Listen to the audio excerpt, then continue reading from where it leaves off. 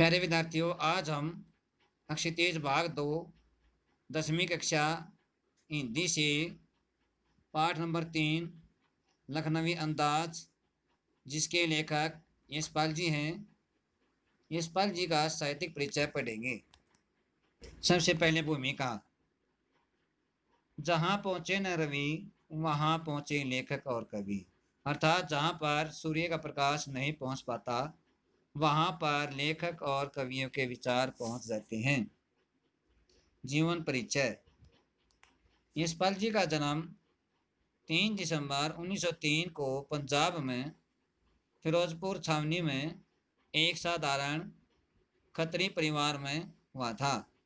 उनकी मां श्रीमती प्रेम देवी वहाँ अनाथालय के एक स्कूल में अध्यापिका थी। यशपाल जी के पिता हीरालाल एक साधारण कारोबारी व्यक्ति थे। उनका पैतृक गांव रंधार था, जहां कभी उनके पूर्वज इमरपुर से आकर बस गए थे। पिताजी की एक छोटी सी दुकान थी और लोग उन्हें लाला कहकर पुकारते थे। बीच बीच में वे घोड़े पर सामान लादकर फेरी के लिए आसपास के गांव में भी जाते थे। यशपाल जी के रचनात्मक विकास में उनके बचपन में भोगी गई गरीबी की एक विशिष्ट भूमिका थी। यशपाल जी की मृत्यु 26 दिसंबर 1976 में हुई। रचनाएं। यशपाल जी की प्रमुख रचनाएं निम्नलिखित हैं।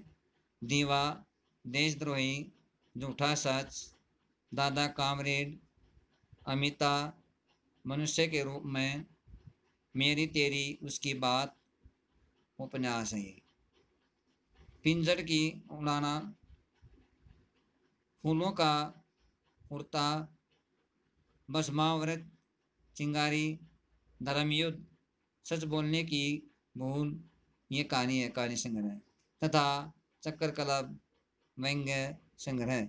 साहित्यिक विशेषताएं। इनके साहित्य में वर्ग संघर्ष साफ तौर पर झलकता है।